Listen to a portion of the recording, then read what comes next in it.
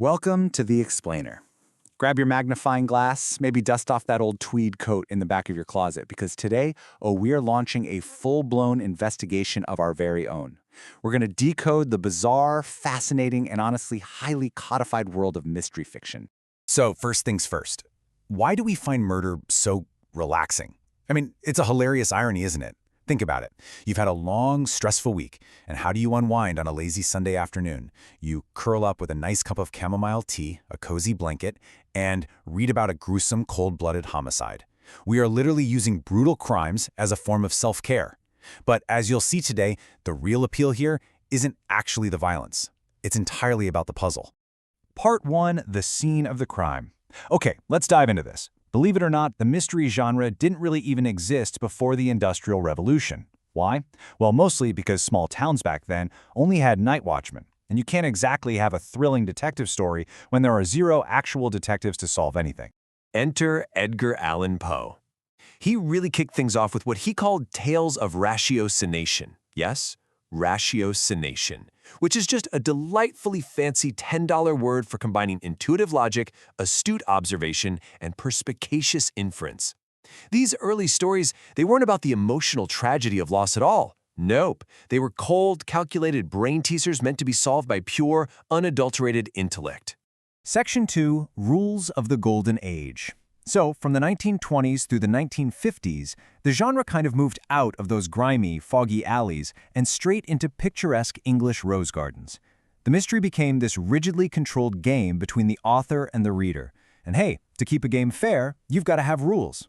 Now, what's really interesting here is that back in 1929, mystery writer Ronald Knox literally wrote the 10 Commandments of detective fiction. He called it his Decalogue, and you guys, they are hilariously specific. No undiscovered poisons that require some boring science lecture at the end. Not more than one secret room because, come on, 2 is just cheating. No unexpected twin brothers popping up without warning. And absolutely my personal favorite, the detective sidekick must be slightly, but very slightly below average intelligence. Basically, just dumb enough to guarantee that you, the reader, always feel like the smart one in the room. Part 3, Cozy versus Hard-Boiled Mysteries.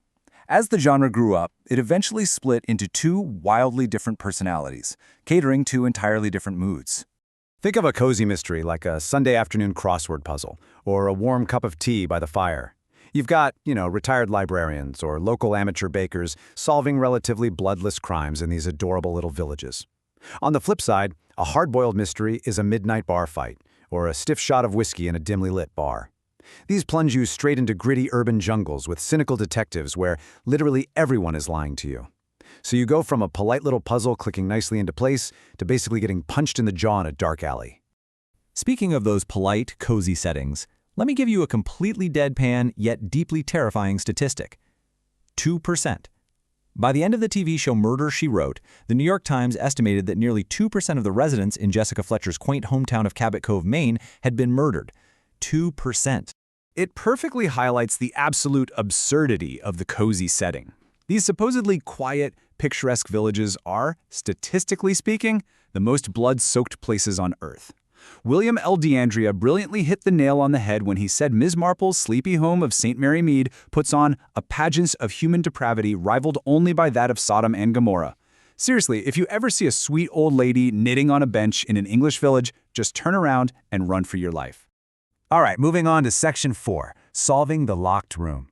Let's look at how authors actually construct the mechanics of these crimes, mostly by totally manipulating your expectations. The classic structure we all know and love is the whodunit. This is your purely plot-driven story where you are actively fed clues so you can deduce the perpetrator's identity right before the climax. It's essentially a race against the author. You get to engage in the exact same deductive process as the detective, and the whole point of the game is to try and beat them to the punch. And this brilliantly illustrates what happens when authors decide to turn the genre entirely on its head with the how catch 'em. In this inverted story setup, the crime and the killer are shown right at the very beginning. You already know who did it. It completely flips the script, turning the mystery away from a traditional guessing game into a really tense, psychological game of how the detective will eventually trap them. And then, for the ultimate puzzle variation, we have the locked room mystery. A murder committed in a closed environment with a strictly limited number of suspects. The absolute pinnacle of this is Agatha Christie's best-selling And Then There Were None, where a bunch of morally questionable people are lured to an isolated island and just picked off one by one. It is the ultimate claustrophobic nightmare. You have to constantly reevaluate who is guilty while the pool of options violently and rapidly shrinks. Finally, we arrive at Section 5, the unreliable narrator. Let me tell you, this is, without a doubt, the most devious trick a mystery writer can possibly play on you. The term was actually coined back in 1961 by literary critic Wayne C. Booth, and it can be defined as any narrator who misleads readers, either deliberately or unwittingly. This technique is just so lethal because it exploits our basic human instinct to inherently trust the storyteller.